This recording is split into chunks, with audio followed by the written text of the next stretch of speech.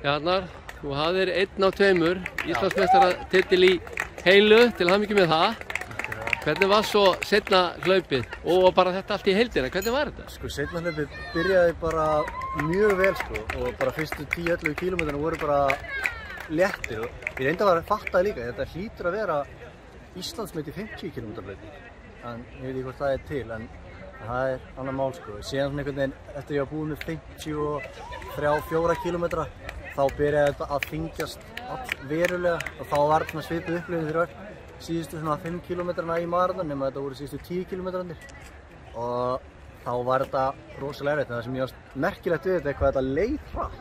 Það var einhver tímapunkt sem mér fannst eins og bara eitthvað, það væri svo langt eftir eða hvað, veist. En samt að maður búinn að hlaupa einhverja rúma 4 klukkutíma, þannig að það kom mér á óvart og svona jákvæmt, kom maður sterkur í hausnum í rauninni. Já, hvað var tíminn í hálfa? Varstu það? Ég held að ég bara rétt undir 1:13 eða eitthvað, ég bara ekki alveg með það sko.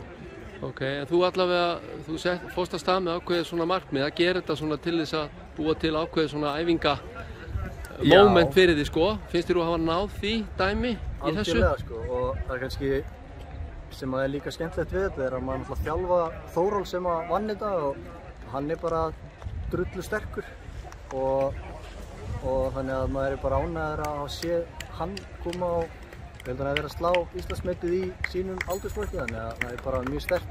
En fyrir mig, þú veist, þá er þetta einmitt bara nákvæmlega þetta, ég hef aldrei farið svona langt, aldrei farið inn í svona álag, þannig að þetta er klálega að fara að skila framförum held ég. Já, það eru frábært. Eitthvað svona sérstætt í hlaupinu svona sem þú vilt deila með okkur, eitthvað á einhverju tímapunkti eða eitthvað?